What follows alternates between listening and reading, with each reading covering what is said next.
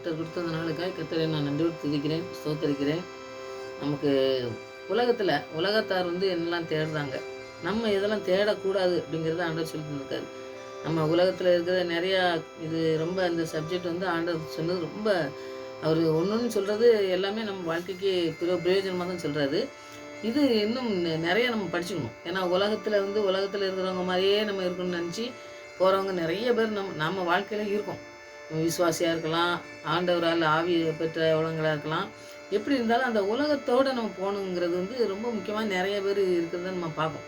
நம்முடைய வாழ்க்கையில் அந்த மாதிரி தவறுகள் செய்து போவோம்னா அதை திருப்தி உலகத்தார மாதிரி இல்லாதபடி நம்ம பிரித்தெடுக்கப்பட்ட பிள்ளைங்க அப்படிங்கிறதுல நம்ம உறுதியாக இருந்து அப்படி செயலாற்றி நம்ம ஆண்டவருடைய ஆசீர்வாதத்தை பெறணும்னு சொல்லி தான் இன்றைக்கி நம்ம சப்ஜெக்டே உலகத்தாரை போகிற அல்ல, ஆண்டவர் சொல்கிற காரியங்களை தான் நம்ம படிக்கணும். அதை படித்து நம்ம ஆண்டவர் பிள்ளை, ஆண்டவருடைய ஆவியானவர் ஆளுகை செய்கிறதுக்கு நம்ம அர்ப்பணித்து ஜெபிக்கிற பிள்ளைங்களாக இருக்கணுங்கிறதுல ரொம்ப உறுதியாக இருக்கணும். அதுதான் இன்றைக்கி தியானிக்க போகிறோம். கர்த்தர் பெரிய காரியங்களே நம்முடைய இந்த வாழ்க்கையில் இந்த வசனத்தின் மூலமும் செய்வார்னு சொல்லி நான் விசுவாசிக்கேன். விசுவாசத்தோடு ஜெபிங்க, கர்த்தர் பெரிய காரியங்களை செய்வார். ஜெயிப்போம். நல்ல தகப்பனே, உங்களுக்கு நன்றி செலுத்துகிற சுவாமி. தகப்பனே, இந்த உலகத்திலே நாங்கள் வாழ்ந்தாலும் பிரித்து எடுக்கப்பட்ட பிள்ளைகளாய் நாங்கள் வாழ்கிறோம் என்ற அந்த வாழ்க்கையிலே வாழ ஆவியானவர் எங்களுக்கு உதவி செய்ய வேண்டுமாய் இந்த நாட்களில் இந்த வசனத்தை தியானிக்கும் பொழுது உங்களோடு நீ பேச வேண்டுமாய் ஜெபிக்கிற சுவாமி. உலகத்தோடு நாங்கள் ஒத்து புகாதபடி தகப்பனே பிரித்தெடுத்த வாழ்க்கையிலே எப்படி வாழ வேண்டும், பரிசுத்தமாய் வாழ வேண்டும், ஆண்டவருக்கு பிரியமாய் வாழ வேண்டும் என்ற அந்த ஆண்டவரே நாங்கள் அந்த காரியத்திலே நாங்கள் உம்முடைய நாமத்தை மகிமைப்படுத்துகிற பிள்ளைகள் நாங்கள் காணப்பட எங்களுடைய வாழ்க்கையை சீர்தூக்கி எங்களை வழிநடத்தமாக ஜெபிக்கிறோம். அப்படியே நீ வழிநடத்த போக்கா நன்றி செலுத்துகிறோம், துதிக்கிறோம், ஸ்தோத்திரிக்கிறோம். துதிக்கான மாயமெல்லாம் உண்மைக்கே செலுத்துகிறேன். இயேசு ரட்சகன் நாமத்தில் ஜெபங்கள் பிதாவே, ஆமென். ஒரு பாடல் பாடி வசனத்துக்கலாம்.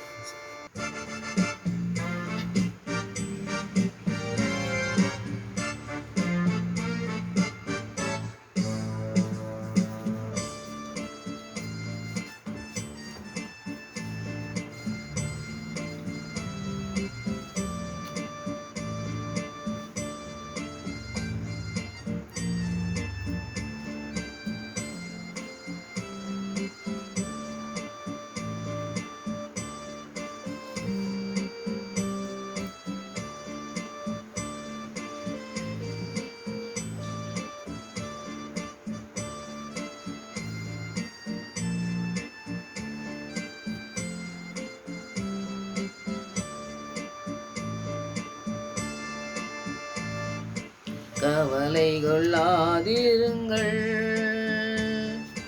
கவலை கொள்ளாதிருங்கள்,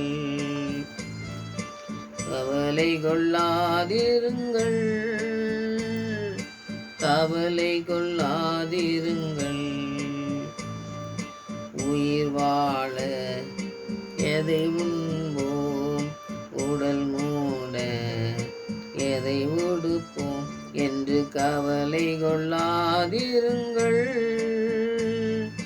கவலை கொள்ளாதிருங்கள்.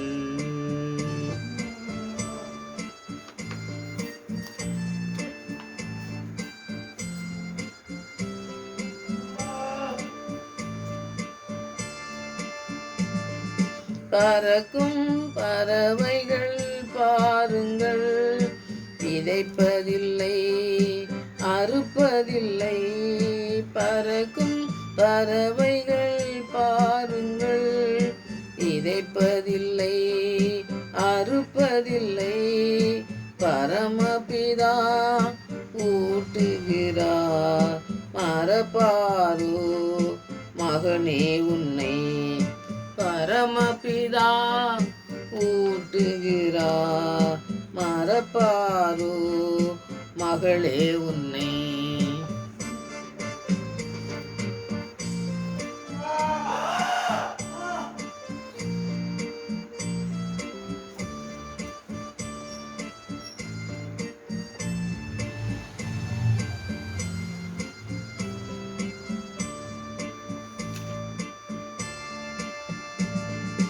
நாளைய தினம் குறித்து நம்பிக்கை இழக்காதே, நாளைய தினம் குறித்து நம்பிக்கை இழக்காதே. நாளைக்கு வழி பிறக்கும், நன்றி சொல்லு. நாளைக்கு வழி பிறக்கும், நீ இன்றைக்கு நன்றி சொல்லு.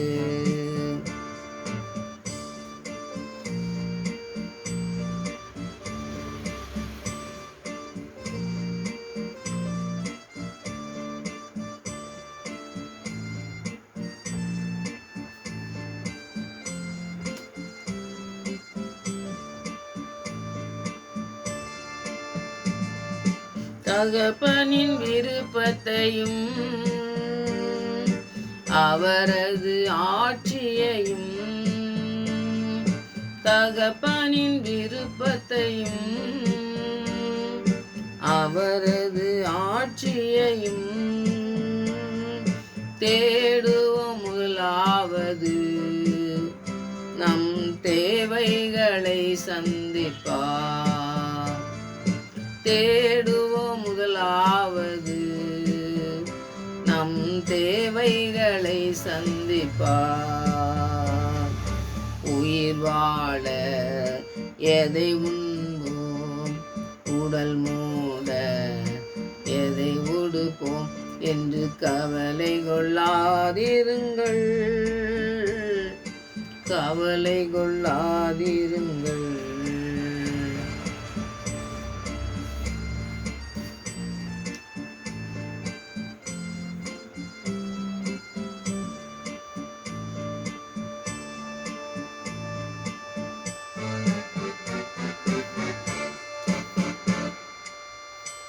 நம்ம இன்னைக்கு உலகத்தாரை போல் இல்லாதபடி ஆண்டவருடைய அழைப்பை பெற்ற பிள்ளைங்களா, பிரித்தெடுக்கப்பட்ட பிள்ளைங்களா நம்ம வாழுகிறோம் அப்படிங்கிற ஒரு தலைப்பை தான் இன்னைக்கு நம்ம தியானிக்க போகிறோம்.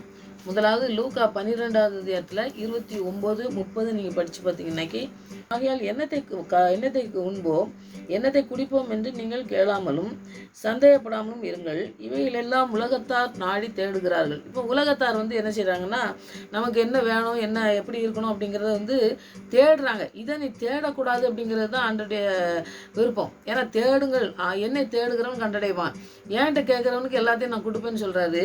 இப்போ உலகத்தார் என்னத்தை தேடுறாங்கன்னாக்கி இதெல்லாம் தேடுறாங்க. நமக்கு என்ன வேணும், என்ன வேணும்ட்டு என்ன இல்லையோ இல்லாத தேடி அலைஞ்சி அதை எப்படியாவது கண்டுபிடிச்சி எப்படியாவது நம்ம எப்படியாவது நம்ம சம்பாதிக்கணும், இல்லாட்டா ஏதாவது நம்ம வீடு வாங்கணும், சொத்து வாங்கணும் அப்படின்ட்டு உலகத்தார் என்ன உலகத்தில் இருக்கிற என்ன காரியங்கள் முக்கியமோ அதில் என்ன தேடி அலையதை தான் ஆண்டவர் சொல்கிறாரு. இந்த உலகத்தை தேடி அலைதன்னா நம்ம உலகத்தில் இருந்தே தேடிட்டு வேலை தேடிட்டு அழுது அந்த மாதிரி ஆண்டவர் சொல்லலை.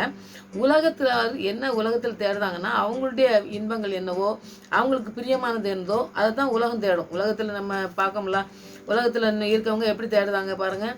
அவங்க சம்பாதிக்கணும், எப்படி மேலே வரணும் அப்படிங்கிறத அதுதான் யோசனையாக இருக்காங்க. இன்றைக்கி நான் பார்த்திங்கன்னா இன்றைக்கி நிறையா நம்ம முதல்லலாம் பார்த்தோம்னாக்கி அவ்வளோ ஒரு விருப்பம் இல்லாமல் இருக்கவங்க நிறைய பேர் இருந்தாங்க.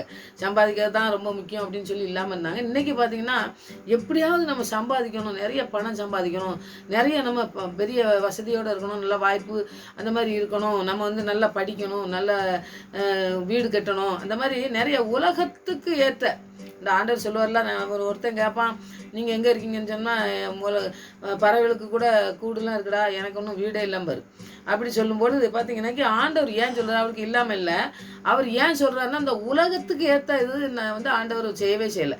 அந்த மாதிரி நாமளும் உலகத்துக்கு ஏற்ற மாதிரி வேஷம் தரிச்சிக்கிட்டு நம்ம வாழ்க்கையை ஓட்டினோம்னா ஆண்டவர் பிரித்தெடுத்த வாழ்க்கைக்கு நம்ம வர முடியாதுங்கிறது தான் இது ஒரு முக்கியமான பாயிண்டாக இருக்குது. அதனால் நம்ம உலகத்தார் தேடுகிற மாதிரி தேடாமல் இவைகள்லாம் உங்களுக்கு வேண்டியவைகள் என்று உங்கள் பிதாவானவர் அறிந்திருக்கிறார். பிதா எல்லாத்தையுமே அறிஞ்சிருக்காரு. நம்மளை அழைச்ச ஆண்டவர், நம்முடைய பரிசுத்த ஆவினால் நிறைக்கப்பட்டு பரிசுத்த ரத்தத்தினால் கழுவப்பட்ட பிள்ளைங்களாம் நம்ம இருக்கும் பொழுது எப்படி இருக்கணும் அப்படிங்கிறத நம்ம தியானிக்கணும். அதில் தியானிக்க நீங்கள் நிறைய காரியங்கள் நீங்கள் இருக்குது. அதை நீங்கள் தியானிச்சிங்கன்னாக்கி இந்த உலகத்து மனுஷன் மாதிரி நீங்கள் வேஷம் தரிச்சிட்டு இருக்கிறதுக்கு வாய்ப்பே இருக்காது. அதை தான் நான் இன்றைக்கி சொல்கிறேன். மத்தேயு 6:33 நீங்கள் அந்த வசனத்தை நீங்கள் படித்து பார்த்தீங்கன்னாக்கி, முதலாவது தேவனுடைய ராஜ்யத்தையும் அவருடைய நீதியும் தேடுங்கள், அப்பொழுது இவையெல்லாம் கொடுக்கப்படும். எல்லாத்தையும் நாளைக்கு கவலைப்படாத, நாளைக்கு என்ன வேணும்னு நீ கவலைப்படாத, நாளைக்கு என்ன சாப்பிடணும்னு நீ கவலைப்படாத, அதெல்லாம் உனக்கு தேவைன்னு சொல்லி இப்போ பரமபிதாவே உன்னை தேடி அழைச்சி உன்னை வைக்கிறவர் என்ன செய்கிறாருன்னா உனக்கு எல்லாத்தையும் செய்து முடிக்கிறவராக இருக்கார். அதனால் நீ அதெல்லாம் தேடி அலையாத அப்படிங்கிறத ஆண்டவர் சொல்கிறத நீங்கள் பார்க்கலாம். அப்போ நம்ம தேடணும், நம்ம இதை தான் தேடணும், எதான் தேடக்கூடாது அப்படிங்கிறத நம்ம பார்க்கும்போது 2 காரியத்தை நம்ம படிக்கும்பொழுது தேவனுடைய ராஜ்யத்தையும் அவருடைய நீதியும் தான் முதலாவது தேடணும்னு சொல்லி ஆண்டவர் சொல்கிறார். அப்போ நம்ம ஆண்டவர் தான் தேடணும் அப்படிங்கும்போது ஆண்டவர் தேடுற பிள்ளைங்க வந்து மற்றவங்களுக்கு வந்து மற்ற ஏதோ ஒரு காரியத்துக்கு இடம் கொடுக்கக்கூடாது அப்படிங்கிறது தான். மற்ற காரியங்களுக்கு இடம் கொடுக்கறதுக்கு உலக காரியத்துக்கு போகும்போது நிறைய உலகத்தில் உள்ள மனுஷங்களே சொல்லி நம்மளை மாற்றக்கூடிய காரியங்கள் செய்ததுக்கு இருக்குது. அதனால் ஆண்டவருடைய ராஜ்யத்தையும் அவருடைய நீதியும் தேடணுங்கும்போது அவரை மாத்திரம் நம்ம முன்வைத்து நடக்கக்கூடிய காரியத்தை செய்யணும். அதை தான் ஆண்டவர் சொல்கிற காரியங்களை நீங்கள் படிக்கலாம். அப்போ நம்ம முதலாவது ஆண்டவருடைய ராஜ்யத்தை தேடும் பொழுது இந்த உலகம்லாம் நம்மளை ஒன்றும் செய்யாதா அப்படின்னா, உலகம் வந்து நம்மளை வந்து ஏதோ உள்ள தள்ள பார்க்கும்பொழுது ஆண்டவர் அந்த காரியத்தில் வந்து, ஆண்டவரே நீங்கள் எங்களை இந்த இதுக்கு அழைச்சிங்களே, நீங்கள் நடத்துங்க ஆண்டவரே, இந்த உலகத்தோடு நாங்கள் ஒத்து போகக்கூடாது, நீங்கள் தான் எல்லாத்தையும், நீங்கள் உங்களுடைய நீதியும் உங்களுடைய ராஜ்யத்தையும் நாங்கள் தேடணும், அதுதான் எங்களை கடைசி வரை காக்கக்கூடியதுன்னு சொல்லி நம்ம முழுவதுமாக அர்ப்பணித்து ஜெபிக்கிற பிள்ளைங்களாக இருக்கும்பொழுது ஒவ்வொரு நாளும் நம்ம அந்த காரியத்தில் நம்ம சரியான பாதையில் ஆண்டவர் நடத்துவார். ரெண்டாவது அப்புறம் பார்த்திங்கன்னா நம்முடைய வாழ்க்கையில் வந்து பரிசுத்த ஆவி வந்து ஆளுகை செய்ய அவருடைய வல்லமை அவருடைய ஆளுகைக்கு நம்ம ஒப்பு கொடுத்து அவர் நாம மகிமைப்படுறதுக்காகவே நம்ம ஒவ்வொரு நாளும் நம்ம ஜெபத்தோட கூட ஆண்டவரை தேடணும்னு சொல்லி நம்ம பார்க்கணும். இப்போ பார்த்திங்கன்னா 2 காரியத்தில் முதலாவது காரியம் அவருடைய ராஜ்யத்தையும் தேடணும், அவர் பரிசுத்த ஆவினால் ஆளுகை செய்யறதுக்கு நம்ம அர்ப்பணித்து ஜெபிக்கணும், அவருடைய நாம மகிமைப்படுறதுக்காண்டி நம்ம வாழ்க்கையில் வாழும் பொழுது இந்த உலகம் நம்மளை வந்து அசைக்க முடியாது. அப்போ அவர் தான் எல்லாத்தையும் நம்மளை நடத்தணும். அவருடைய நாம மகிமைக்காகவே நம்ம வாழும் பொழுது அவர் நம்மளை நடத்தக்கூடிய காரியங்களை நம்ம கற்றுத்தந்து வழிநடத்த ஆவியானவர் நமக்கு உதவி செய்வார். 2வது பார்த்திங்கன்னாக்கி அவர் நீதிக்கு அவர் கட்டளை கொடுத்துருக்காரு, அதுக்கு கீழ்ப்படிஞ்சு உலக ஆசைவாசம் நிறைய உலக ஆசைகள் வரும், நிறைய காரியங்கள் நமக்கு நிறைய. இப்போ இன்னைக்கு பார்த்திங்கன்னாக்கி நம்ம திரும்பினாலே பார்த்திங்கன்னாக்கி நிறைய காரியங்கள் நம்மளை பின் இழுக்கக்கூடிய ஒரு காரியங்கள் நிறைய நடத்தக்கூடிய காரியங்கள் இருக்குது. அந்த இழுப்புக்கு போகாமல் இருக்கணும்னாலே ஆவியானவர் தான் வேணும். ஆவியானவர் நம்மளோட கூட இருக்கும் பொழுது தான் பாருங்க, ஒரு ஒன்றும் இல்லை, ஒரு சின்ன காரியத்தை நான் சொல்கிறேன். பக்கத்து வீட்டில் ஏதோ ஒரு நல்ல ஒரு ட்ரெஸ்ஸோ ஒரு கார் வாங்கியிருக்காங்க அப்படின்னம்னாக்கி அது மேலே நமக்கு வந்து என்ன செய்யும்னா, நம்மளும் இப்படி வாங்கலாமே, எப்படி ட்ரெஸ் கட்டலாமே அப்படின்னு சொல்லி ஒரு ஆசை வர்றதுக்கு வாய்ப்புகள் இருக்குது. ஆனால் ஆவியானவர் நம்மளோட கூட ஆளுகை பண்ணும் பொழுது அதில் நம்ம திட நம்பிக்கை, அதாவது அவருடைய ராஜ்யத்தை நம்ம தேடணும், அவருக்கு கீழ்ப்படிஞ்சு அவருடைய கட்டளை கேடுவோம். அவர் வந்து என்ன செய்கிறாரு, நான் உலகத்தில் வரும்பொழுது எப்படி இருந்தோனோ அது மாதிரி இருங்கன்னு சொல்கிறாரு. பரிசுத்தமாக இருந்தால் பரிசுத்தமாக இருக்கணும். அவர் எதில் இப்படி மற்ற பொருட்கள் மேலே ஆசைப்பட்டாரா, அது நமக்கு இருக்கணும். ஏன்னா என் சிந்தனையில் எப்படி இருந்துச்சோ அது மாதிரி நீங்கள் இருங்கன்னு சொல்கிறாரு. அவரை தேடும்போது அவரை மாதிரி நம்ம இருக்கிறதுக்கு நம்ம ஆண்டவர்கிட்ட கேட்கும் பொழுது அவரை முதலாவது நமக்கு எல்லாத்தையும் நமக்கு தரவராக இருக்குது. அவருடைய உலக ஆசாபாசங்களை விட்டுட்டு அவர் எப்படி நம்மளை கிறிஸ்துவ அன்பு நமக்கு காண்பிச்சு நம்மளை நடத்துகிறாரோ அந்த வாழ்க்கைக்கு நம்ம முழுவதுமாக அர்ப்பணித்து ஜெபிக்கிற பிள்ளைங்களாம் இன்றைக்கி இருக்கணும். அது வந்து ஆவியானவர் நம்மளை நடத்த முடியும். அதனால் நான் வந்து என்னுடைய வாழ்க்கையில் நிறைய காரியங்கள், முதலாவது நான் சின்ன பிள்ளையில் எப்படி வளர்ந்தேன் அப்படிங்கிறது இருந்தாலும் கூட அந்த ஆசைகள், அந்த மற்றவங்களை பார்த்து இது பண்ணுறது, அந்த மாதிரிலாம் காரியங்கள்லாம் உலக காரியங்களில் ஆண்டவரை தான் சொல்லியிருக்காருல்ல, நீ தாயின் கருவில் உருவாக்கும் முன்பாகவே உன்னை நான் பேர் சொல்லி அழைத்து உன்னை தெரிந்து கொண்டேன், நம்ம பேரை நம்மளை எப்படி அழைச்சி வச்சுருக்காருங்கிறதெல்லாம் ஆண்டவர் முன்குறித்தவர். அதனால் முன்னாடியே வந்து அந்த ஆசை வந்து எனக்கு வந்து அதை மாதிரி இருக்கணும் இதை மாதிரி இருக்கணும் அப்படிங்கிற ஆசை வந்து எனக்கு இல்லை. ஆனால் வந்து உங்களுக்கு எப்படின்னு தெரியல எனக்குனாலும் அந்த ஆசைகளுக்கு வந்து நம்ம உலக ஆசைக்கு ஒப்பு கொடுத்து நம்ம போகும்பொழுது நம்முடைய வாழ்க்கையில் நிறைய காரியங்களை நம்ம விழுந்து போகிறதுக்கு வாய்ப்பு இருக்குது. அதனால் ஆண்டவருடைய ஆவியானவர் மூலமாக இன்னைக்கு நமக்கு நிறைய, முதலாவது என் தேவனுடைய ராஜ்யத்தை தேடுன்னு சொல்லும்பொழுது அவருடைய கட்டளை கீழ்ப்படிந்து அவருடைய ஆசீர்வாதத்தை பெற்றுக்கொள்றதுக்கு அவர் அந்த ஆசாபாசங்கள் எல்லாம் நம்ம விட்டுட்டு ஆண்டவருடைய சிலுவை அந்த பாதத்தில் இருந்து அவருடைய கட்டளைக்கு கீழ்ப்படிஞ்சு நம்ம வாழ்க்கையில் ஓடும் பொழுது நிறைய பிள்ளைங்களை நம்ம நடத்த முடியும். அதனால் அந்த பரிசுத்தத்தை ஆண்டவர் தரதுக்கு நீங்கள் ஜெபிங்க, ஆண்டவர் பெரிய காரியங்களே செய்வார். 2வது பார்த்திங்கன்னா, இந்த 2வது காரியங்களை நீங்கள் படித்து பார்த்தீங்கன்னாக்கி 2 கொரிந்தியர் 5:17-18 நீங்கள் படித்து பார்த்தீங்கன்னாக்கி அந்த வசனத்தை நம்ம தியானிக்கலாம். ஆண்டவர் பெரிய காரியங்களை நம்முடைய வாழ்க்கையில் செய்வார். அதனால் வசனத்தை தியானிக்கும் பொழுது தான் 2 கொரிந்தியர் 5வது அதிகாரத்தில் 17-18 நீங்கள் படித்து பார்த்தீங்கன்னாக்கி நீங்கள் நிறையா வேதத்தை வாசிக்கிறவங்களா இருந்தால் அவங்களுக்கு வந்து இந்த காரியங்கள்லாம் தெரியறதுக்கு வாய்ப்புகள் இருக்குது. 17, 18 நீங்கள் படித்து பார்த்தீங்கன்னாக்கி 17ஆம் இப்படி இருக்க ஒருவன் கிறிஸ்துவுக்குள் இருந்தால் புது சிருஷ்டியாக இருக்கிறான், பழையவர்கள் ஒளிந்து போன எல்லாம் புதியன இவையெல்லாம் தேவனாலே உண்டாகிருக்கிறது. எது உண்டாகிருக்கிறது? புது சிருஷ்டியாக மாறுறதுலாம் தேவனால் தான் உண்டாகுது. அவரால் தான் நம்மளுக்கு உருவாக்க முடியும், அவரால் தான் நம்ம பரிசுத்தமாக மாற்ற முடியும். அதனால் அவர் புது சிருஷ்டியாக மாற்றுறதுக்கு நம்ம அர்ப்பணிக்கணும். அவர் தான் நம்மளை எல்லாவற்றிலும் இந்த உலகத்திலேருந்து பிரித்து எடுத்தவர். அதனால் அவர் நடத்துறதுக்கு வல்லமுள்ளவராக இருக்காது. இவைகள் எல்லாம் தேவனாலே உண்டாகிறது. அவர் இயேசு கிறிஸ்துவை கொண்டு நம்மை தம்மோடு ஒப்புரவாக்குதலின் ஊழியத்தை எங்களுக்கு ஒப்பு கொடுத்தார் அப்படின்னு சொல்லி அவர் சொல்கிற வார்த்தைகளை நீங்கள் படிக்கலாம். பவுல் எழுதும்போதெல்லாம் பார்த்தீங்கன்னா நமக்கு நிறைய பிரயோஜனமான காரியங்களை கிறிஸ்து என்ன நடத்தினாரோ அதுபோல் நடக்கணும் அப்படிங்கிறத சொல்லித்தர்றத நீங்கள் நிறையா வசனங்களை நீங்கள் தியானிக்கலாம். அந்த வசனத்தில் பார்த்தீங்கன்னாக்கி அடுத்தது 18ஆவது வசனத்தை நீங்கள் படிச்சிங்கன்னா இவெல்லாம் தேவனால் உண்டாயிருக்கிறது. ஆண்டவருடைய புது சிருஷ்டி ஆண்டவர் தான் உருவாக்கியிருக்காரு நம்ம பார்க்கணும். 19ஆவது வசனத்தை பார்த்தீங்கன்னா எதனில் தேவன் உலகத்தாருடைய பாவங்களை எண்ணாமல் கிறிஸ்துக்குள் அவருடைய நமக்கு ஒப்புரவாக்குகிற உபதேசத்தை கொண்டார். அப்போவும் நம்ம மற்றவங்களுக்கு சொல்லணும்னாக்கி ஆண்டவரோட கூட நம்ம ஒப்புரவாகி இருந்துக்கணும். அவர் புது சிருஷ்டியாக நம்மளை மாற்றிருந்தா தான் அந்த வாழ்க்கையில் நம்ம வாழ முடியும் அப்படிங்கிறத நம்ம இந்த வசனத்தின் மூலமாக நம்ம தியானிக்கலாம். ஏன்னா வசனங்கள்லாம் பார்த்திங்கன்னாக்கி நிறைய நம்ம வாழ்க்கையில் பிரயோஜனமாக்கிறதுக்கு தான் ஆண்டவர் சொல்லி தந்த வசனங்கள். அதனால் அவர் ஆண்டவரே சொல்கிற காரியம் என்னென்னா ஒருத்தன் ஊழியம் செய்யணுனாக்கி அவன் எப்படி இருக்கணும் அப்படிங்கிறது தான் ஆண்டவர் சொல்கிறாரு. ஏன்னா புது சிருஷ்டியாக மாற்றுறது அவரால் தான் முடியும், பரிசுத்தமாக மாற்றுறதும் அவரால் தான் முடியும். அதனால் பரிசுத்தோடு இருக்கணும்னாக்கி உலகத்திலேருந்து நம்ம பாவத்திலேருந்து எல்லாம் நம்ம பிரிக்கப்பட்டவங்களாக இருக்கணும். ஆண்டவர் நம்மளை பிரித்து எடுத்துருக்காரு. நம்ம அதுலேருந்து பிரித்தெடுக்க பிள்ளைங்களாம் நம்ம வாழணுங்கிறதுல நம்ம உறுதியாக இருக்கிறதுக்கு ஆவியானவர் தான் நமக்கு உதவி செய்யணும். அடுத்தது பார்த்திங்கன்னா தேவனிடம் நெருங்கி இருக்கணும். அவர்கிட்ட நெருங்கி அந்த காரியத்தை நீங்கள் செய்யுங்க ஆண்டவர்னு சொல்லி எப்பவும் உலகத்திலேருந்து பிரித்து எடுத்த வாழ்க்கையில் இருந்து சத்திய ஆவியானவர் நம்மளை வழி நடத்துறதுக்கு அந்த காரியத்தில் அந்த வார்த்தை தான் எனக்கு நடத்தணும்னு சொல்லி அந்த வார்த்தையை அனுப்பி தானே அவர் சுகம் கொடுக்காரு. வார்த்தையினால தான் ஜெயிக்கார் பிசாசை. நமக்கும் அந்த வார்த்தை மூலமாக ஆண்டவரே எங்களுக்கு கற்றுத்தாங்க. புது சிருஷ்டியாக மாற்றுறதே இந்த வார்த்தை பரிசுத்த ஆவியானவர் அவங்க தான் எங்களை நடத்த முடியும்னு சொல்லி நம்ம அர்ப்பணித்து ஜெபிக்கும் பொழுது ஆண்டவர் பெரிய காரியங்களை நம்மளோட வாழ்க்கையில் செய்கிறத நீங்கள் பார்க்க முடியும். இந்த வசனங்களை நிறைய தியானிங்க. ஆண்டவர் நிறைய காரியங்களை உங்களுக்கு கற்றுத்தருவார்னு சொல்லி நான் விசுவாசிக்கேன். 3வது பார்த்தீங்கன்னா யோவான் 17, 14, 16, 18 நீங்கள் படித்து பார்த்தீங்கன்னா யோவானில் இங்கே 17ஆவது அதிகாரத்தில் நீங்கள் படித்து பார்த்தீங்கன்னா அதில் பெரிய காரியம் ஆண்டவர் சொல்லுவார். யோவான் 3ஆவது அதிகாரத்தில் பார்த்தீங்கன்னா நிக்கதோமுங்க ஒரு பரிசையனை சொல்லுவார். எப்படி புது சிருஷ்டியாக மாறணும்னு சொல்லும்போது ஆண்டவர் சொல்லுவார், புது சிருஷ்டியாக மாறணும்னா நான் தாயின் வயிற்றில் பிறக்கணுமான்னு சொல்லி கேட்கும்பொழுது அப்படி இல்லை, புது சிருஷ்டியாக ஆண்டவர் மாற்றணும். நம்ம தாயின் வயிற்றில் முதலாவது பிறந்துட்டு 2வது ஆண்டவர் சொல்கிறது நான் உன்னை புது சிருஷ்டி அந்த உலகத்தை விட்டு பிரித்து நான் எடுக்கணும் அப்படிங்கிற காரியத்தை சொல்லும்பொழுது பரிசையன் அவருக்கே தெரியலைன்னு சொல்லி உனக்கு எப்படி தெரியாமல் போச்சுன்னு ஆண்டவர் சொல்கிறத நீங்கள் யோவான் 3ஆவது அதிகாரத்தில் நீங்கள் படிக்கலாம். அப்படி புது சிருஷ்டியாக மாறணுங்கிறது ஆண்டவர் மட்டும்தான் மாற்ற முடியும். அதில் நீங்கள் ஆண்டவர்கிட்ட தான் நீங்கள் கேட்டு பெற்றுக்கொள்ளணும். அதில் நீங்கள் பெற்றுக்கொள்ளும்பொழுது ஆண்டவர் பெரிய காரியங்களை செய்வார். யோவான் 17, 14, 16, 18 பார்த்தீங்கன்னா யோவான் 17ல் 14ஆவது வசனத்தை நீங்கள் படித்தா நான் உம்முடைய வார்த்தையை அவளுக்கு கொடுத்தேன், நான் உலகத்தார் அல்லாதது போல அவர்களும் உலகத்தார் அல்ல, ஆதலால் உலகம் அவர்களை பகைத்தது. நம்ம உலகத்தார் கூட போகலன்னா நிறைய காரியங்கள் நீங்கள் கஷ்டம் வரும் கண்டிப்பாக. அது நானே கூட அனுபவிச்சிருக்கேன், நீங்களும் கூட உங்களுக்கு தெரியும்.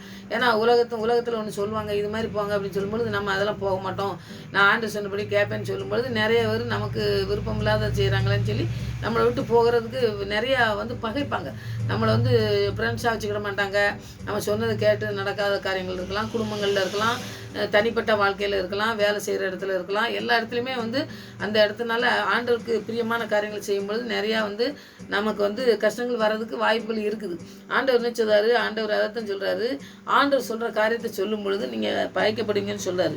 அவர் வரும்போது என்ன சொல்கிறார், இயேசு உலகத்தார் போல் வரல, அவர் பரிசுத்த ஆவினால் நிறையப்பட்டு பரிசுத்தமாக வாழறதுக்கு வந்தார். அதனால அவர் வார்த்தைனாலே நம்முடைய வார்த்தையை அவர்களுக்கு கொடுத்தேன். அவருடைய வார்த்தையை நமக்கு சொல்கிறாரு, நான் உலகத்தார் அல்லாதது போல் அவர்களையும் உலகத்தார் போல் அவங்க உலகம் பகைக்கும், ஆனாலும் அதுக்குள்ளே நான் விடலை. அவங்க இருக்கக்கூடாதுன்னு நான் சொல்கிறேன்னு சொல்லிட்டு, நீர் அவர்களை உலகத்திலிருந்து எடுத்துக்கொள்ளும்படி நான் வேண்டிக் கொள்ளாமல் நீர் அவரை தீமை என்று காக்கும்படி வேண்டிக் கொள்கிறேன் அப்படிங்கிறாரு. அப்போ தீமைகள் நிறைய இருக்குது, உலக காரியங்களில் நிறைய இருக்குது, அது தீமை தான் நம்மளை நடத்தும். அதனால ஆண்டவர் சொல்கிறாரு, நான் அவங்களை எடுத்துக்கொள்ளணும், இவங்க தப்பு பண்ணாங்க இவங்களை எடுத்துங்க அப்படின்னு சொல்லி சொல்லாமல், அவங்கள தீமையிலேருந்து அந்த பகைமையிலேருந்து எங்களை மீட்டெடுங்கன்னு சொல்லி நான் ஜெபிக்கிறேன்னு சொல்லி ஆண்டவராக இயேசு கிறிஸ்து சொல்கிற காரியங்களை நீங்கள் படிக்கலாம். அடுத்தது பார்த்திங்கன்னா 18, அது பாருங்கள், 16, 14லேருந்து நீங்கள் 18 வரைக்கும் படிச்சிங்கன்னாக்கி 14, 15, 16, நான் உலகத்தார் நல்லது போல் அவர்களும் உலகத்தார் அல்ல. நான் உலகத்தில் வந்தேன், ஆனால் உலகத்தார் அல்ல, உலகத்தார் மாதிரி ஆண்டவர் வாழலை, அதுபோல் அவங்களே வாழ சொல்வேன்னு சொல்கிறாரு. அப்படியே உம்முடைய சத்தியத்தினாலே அவர்களை பரிசுத்தமாக்கும் உம்முடைய வசனமே சத்தியம் அப்படிங்கிறாரு. ஆண்டவருடைய வசனம் தான் நமக்கு சத்தியத்தை கொண்டு நமக்கு சத்தியமாக நடத்தும். ஏன்னா உலகத்தாருக்கு பகைப்பாங்கன்னா ஆண்டவருடைய வசனம் தான் நம்மளை நடத்தணும். நம்ம தனிமையாக நிற்போம், ஒருத்தருமே நமக்கு இல்லை அப்படின்னு சொன்னோம்னாக்கி ஆண்டவருடைய ஆவியானவர் நம்மளோட கூட இருக்கும் பொழுது அவர் உன்னை நடத்துவேன்னு சொல்கிறாரு. அப்படிப்பட்ட உறுதிமொழி கொடுத்து நம்மளை நடத்துகிற ஆண்டவர் தான் நமக்கு முக்கியமானதுன்னு சொல்லி நம்ம அவரை முக்கியப்படுத்தி நம்ம வாழணும். 18ஆம் வசனத்தை நீங்கள் படிச்சுப்பா, நீர் என்னை உலகத்தில் அனுப்பினது போல நானும் அவர்களை உலகத்தில் அனுப்புகிறேன்காரு. அப்போ ஆண்டவர் நம்ம உலகத்தில் அனுப்புனார்னாக்கி நம்ம எப்படி இருப்போம்? அவர் உலகத்தில் வந்தும் பாவம் செய்யாதபடி பரிசுத்தமாக வாழ்ந்தார். அப்படி நம்ம வாழ்கிறதுக்கு இந்த உலகத்தான் என்ன சொன்னாலும் சரி, அதில் உலகத்தானை போல் ஆண்டவர் வாழவே இல்லை. அதற்காக தான் நாங்கள் இவங்களை அனுப்புறேன்னு சீசர்களை சொல்கிறாரு. சீசர்ன்னு சொல்கிறாரு, நமக்கும் இது பொருந்தும். அதனால தான் அந்த வசனத்தை நான் சொல்கிறேன். ஏன்னா நம்ம ஆண்டவருக்கு ஊழியம் செய்ய போனோம்னாக்கி எப்படி இருக்கணும்னாக்கி, நம்ம செய்கிற காரியங்கள் எப்படி இருக்கணும்னாக்கி, ஊழியம் செய்யணும்னா பரிசுத்தத்தோடு இருக்கணும் முதலாவது. அடுத்தது உலகத்தில் இருந்த பாவத்துக்கு நம்ம பிரிக்கப்பட்டவளோ, அந்த பாவம் தான் உலகத்தில் ஆண்டவருக்கு பிரியமில்லாத காரியங்கள் எதெல்லாம் இருக்கோ அது பூரா பாவம் தானே. அந்த பாவத்திலேருந்து நம்ம பிரித்தெடுக்கப்பட்ட பிள்ளைங்களா ஆண்டவர்கிட்ட நெருங்கி இன்னும் ஆண்டவரே ஜெபிக்கணும். ஆண்டவரே எங்கள் ஜீவிய காலத்துலலாம் நீங்கள் தான் எங்களோட கூட இருக்கணும், இந்த உலகத்திலேருந்து எங்களை பிரித்து எடுத்து வாழறதுக்கு எங்களுக்கு உதவி செய்யணும். இந்த சத்திய ஆவியானவர் தான் எங்களை வெளிப்படுத்தி இந்த காரியங்களை எங்களை செயல்படுத்தி நீங்கள் எங்களுக்கு போதுமானவராக இருந்து எங்களை வழிநடத்தணும்னு சொல்லி நம்ம ஒவ்வொரு நாளும் ஆண்டவர்கிட்ட ஜெபிக்கிற பிள்ளைங்களாக இருக்கணும். அப்படி ஜெபிக்கும் பொழுது ஆண்டவர் நமக்கு உதவி செய்கிறவராக பாவத்திலேருந்து மீட்டெடுக்க தான் வந்தார், நம்மளை ரட்சிக்க வந்தார். அப்போ இப்பவும் நான் சொல்கிறது போல தான், எப்பவும் சொல்கிறது போல் எங்கே போனாலும் சிலுவை காட்சிகளை தான் நம்மளை கொண்டு விடுறது ஆண்டவர் பார்ப்போம். அப்போ சிலுவை பாதத்தில் நம்ம வரும் பொழுது அவர் நம்மளை சிலுவையில் நம்மளுடைய ரத்தத்தை சிந்தி, அவருடைய ரத்தத்தை சிந்தி நம்மளை மீட்டெடுத்திருக்காரு, நமக்கு சொந்த பிள்ளையா. அதனால் நம்ம அவருடைய சத்திய ஆவியானவர் நம்மளோட கூட இருக்கும்போது சத்தியத்தில் நடத்துவார், நம்மளை பரிசுத்தத்தில் நடத்துவார். நம்மளுடைய எல்லா காரியங்களிலும் உலக காரியங்களில் நம்ம எதுவுமே நம்ம அதை தனியாக வச்சுட்டு ஆண்டவர் வழி நடத்துறதுக்கு நம்ம அர்ப்பணித்து ஜெபிக்கும் பொழுது உலகத்தாரை போல இல்லாதபடி தேவனுடைய ராஜ்யத்தையும் அவருடைய நீதியும் முதலாக தேடி அவர் எல்லாவற்றையும் நமக்கு அறிந்திருக்கிற தேவனாக இருக்கிறதுனால எல்லாவற்றையும் செய்து முடிக்க வல்லமை உள்ளவர். நம்ம வாழ்க்கையில் ஏதோ தோல்வியாக இருக்க மாதிரி தோணலாம், அதில் நம்ம விழுந்து போகிறோமோன்னு தோணலாம். ஆனாலும் ஆண்டவர் ஒரு பொழுதும் நம்மளை கைவிடாதபடி உலகத்தானை போல இருக்கக்கூடாது. ஆண்டவரே, நாங்கள் உம்முடைய சாயலில் நாங்கள் படைக்கப்பட்ட பிள்ளைங்க, உண்மை மாதிரி நாங்கள் வாழணும், நாங்கள் எல்லா காரியத்திலும் இருக்கணும்னு சொல்லி எல்லா காரியத்திலும் ஆண்டவரே நீங்கள் தான் என்னை நடத்தணும். என்னுடைய சொந்த விருப்பத்தினால இதை நான் நடத்தவே முடியாது, இந்த உலகத்தில் எப்படி விழுந்து போகிறேன், ஆனால் இந்த விழுந்து போகாதபடி என்னை தூக்கி எடுக்கிற ஒரு கரம் உண்டு, அந்த கரத்தில் என்னை வைத்து நடத்துங்கன்னு சொல்லி நம்ம அர்ப்பணித்து ஜெபிப்போம். ஆண்டவருக்கு பிரியமான காரியங்களை நம்ம செய்ய முடியும். முதலாவது தேவனுடைய ராஜ்யத்தையும் அவருடைய நீதியும் தேடி நம்ம இந்த உலகத்துக்கு ஏற்ற வேஷம் தெரியாதபடி ஆண்டவருக்கு பிரியமான காரியங்களை செய்ய ஆண்டவர் உதவி செய்ய இன்றைக்கி ஜெபிங்க. ஆண்டவர் பெரிய காரியங்களை செய்வார். அவருடைய ராஜ்யம் வரும் பொழுது நம்ம அவர் எதிர்கொள்கிற பிள்ளைகளாக நம்ம இருக்க நம்ம பரிசுத்தமாக வாழணும், ஆண்டவருக்கு கீழ்ப்படிஞ்சு வாழணும். ஆண்டவருடைய வசனத்தில் வழிநடத்த நம்ம பரிசுத்த ஆவியானவரை ஒவ்வொரு நாளும் பெற்றுக்கொண்டு பரிசுத்த ஆவியை பெற்றுக்கொண்டவங்க அப்படியே என்னை பரிசுத்த ஆவியை பெற்றுக்கொண்டேன், இனி எதுவுமே எனக்கு என்ன ஒன்றும் தொடாது, நான் எல்லாத்துலேயும் கரெக்டாக இருக்கேன் அப்படின்னு சொல்லி நம்ம சொல்ல முடியாது. ஆண்டவர்கிட்ட இன்னும் ஒவ்வொரு நாளும் நம்ம நிறைக்கப்பட்ட பிள்ளைங்களாக இருக்கணும். ஆவியானவர் எப்பொழுதும் நம்மளை வழி நடத்த ஒவ்வொரு நாளும் இன்னும் அதிகமாக நிறைக்கப்பட்ட பிள்ளைங்களாக இருக்கணும். ஃபாதர் பாடு படிப்பாங்க, முழங்கால் மாத்திரம் இல்லை, கணக்கால் மாத்திரம் இல்லை, மூழ்கணும் பாரு. அப்போ மூழ்கப்பட்ட பிள்ளைங்களாக இருந்தாலும் கூட நம்ம தினமும் ஆண்டவர்கிட்ட தினமும் நம்ம நான் சொன்ன மாதிரி சாப்பிடுறோம், தினமும் நம்ம ரொட்டேஷனாக செய்கிற வேலையை செய்கிற மாதிரி ஆண்டவர்கிட்ட இருக்கிறதும் நம்ம புதுப்பிச்சிக்கப்பட்ட பிள்ளைங்களாக இருக்கணும். ஒவ்வொரு நாள் நம்ம புதுப்பிக்கப்படும் போது தான் வளர்ச்சி அடைய முடியும், நம்ம ஆவியானவரை வழி நடத்தப்பட முடியும். நம்முடைய கொடிகள்லாம் நீங்கள் பார்க்கும்போது சின்னதாக இருக்கும்போது கொஞ்சம், அப்புறம் கொஞ்சம் பெருசாக, அப்புறம் கொஞ்சம் பெருசாக, எப்பவுமே அதுக்கு சாப்பாடு கொடுக்குறதோ அதுக்கு தண்ணி ஊற்றுறதோ எல்லாம் செஞ்சுட்டே இருந்தால் தான் அது வளரும். சின்ன பிள்ளைங்களை பாருங்கள், பிள்ளைங்களை வளர்க்கும் போதும் அப்படி அப்படிதான். நம்ம கொஞ்சம் கொஞ்சமாக வளரும்போது நம்ம அவங்களுக்கு ஏற்ற மாதிரி போயிட்டு இருக்கும்போது அப்போ தான் அவங்க வளருதாங்க பார்த்தீங்களா. அது மாதிரி ஆண்டவரும் வளர்க்குறதுனாக்கி நம்ம இன்னும் ஆண்டவர்கிட்ட புதுப்பிக்கணும். ஆவியானவர் வந்து பெற்றுக்கொண்டாலும் இன்னும் ஒவ்வொரு நாளும் அதிகமாக ஆண்டவரே நீங்கள் ஆளுகை செய்து என்னை வளர்ந்து நடத்துங்கன்னு சொல்லி அர்ப்பணித்து ஜெபிக்கணும். அந்த பெரிய காரியங்களை செய்வார். ஆமாம், ஜெயிப்போம். வசதியை தேடி ஓடாதே ஓடாதே, அது தொடுவானம். வசதியை தேடி ஓடாதே, அது தொடுவானம். வசதிகள் நிறைவு தருவதில்லை, வானத்தை எவரும் தொடுவதில்லை. வசதிகள் நிறைவு தருவதில்லை, வானத்தை எவரும் தொடுவதில்லை. வசதியை தேடி ஓடாதே, அது தொடுவானம்.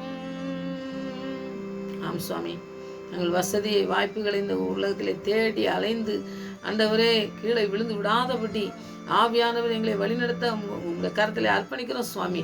தகப்பனே, உலகத்தாரை போல அல்லாதபடி தேவனுக்கு பிரியமான வாழ்க்கை வாழ எங்களுக்கு நீங்கள் பிரித்தெடுத்த பிள்ளைகளாக நாங்கள் வாழ ஆவியானவர் எங்களுக்கு உதவி செய்ய வேணுமா செபிக்கிறையா.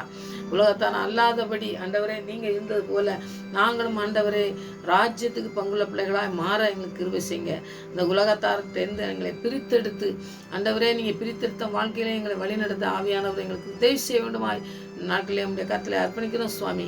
எங்களுடைய ஜபத்துக்கெல்லாம் பதில் கொடுத்துட்டு இருக்கிறபடியா நன்றி சுவாமி. எங்களுக்கு வழிகளை திறக்கிறவர் நீங்கள் சுவாமி. நீங்கள் திறந்த வழியை எவனும் பூட்ட முடியாது. பூட்டுகிற கதவையும் திறக்கிற கதவுகள் சாவியும் உங்களுடைய கரத்தில் இருக்குது ஆண்டவரே. எவனும் பூட்ட முடியாது, எவனும் நீங்கள் பூட்டின திறக்க முடியாதபடி ஆண்டவரே நீங்கள் வைத்திருக்கிற அந்த வாழ்க்கை ஆண்டவரே எங்களுடைய வாழ்க்கை முழுவதுமாக உங்களுடைய கரத்தில் இருக்குது ஆண்டவரே.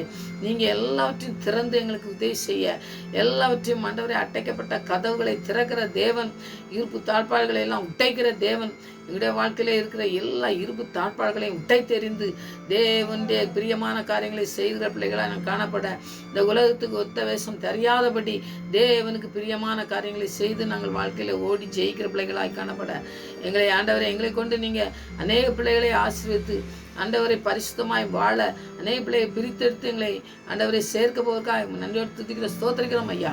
வந்திருக்கிற ஆண்டவரே தகப்பனை கேட்குற பிள்ளைகளுக்கும் அப்படியே நீங்கள் வழிகளை திறந்து உதவி செய்வமாய் அர்ப்பணிக்கிற பிள்ளைகள் ஒவ்வொருவரும் ஆளுகை செய்கிற தேவனுடைய ஆவியானவரால் ஆளுகை செய்கிற பிள்ளைகளாய் காணப்பட, இந்த உலகத்திலே ஆளுகைக்கு கொடுத்து விடாதபடி தன்னுடைய வாழ்க்கையை ஆண்டவருடைய ஆளுகைக்கு கொடுத்து ஆண்டவருடைய ராஜ்யத்தை தேடுகிற பிள்ளைகளாய் காணப்பட தேவன் இந்த நாட்களே ஒரு பெரிய திரள் கூட்டத்தை எழுப்புவதற்காக நன்றியோடு துதிக்கிற ஸ்தோத்திரிக்கிற ஆண்டவரே. அப்படியே நடத்த போருக்காக நன்றி. பிள்ளைகளை பயன்படுத்த போருக்காக நன்றி செலுத்துகிறேன் ஆண்டவரே.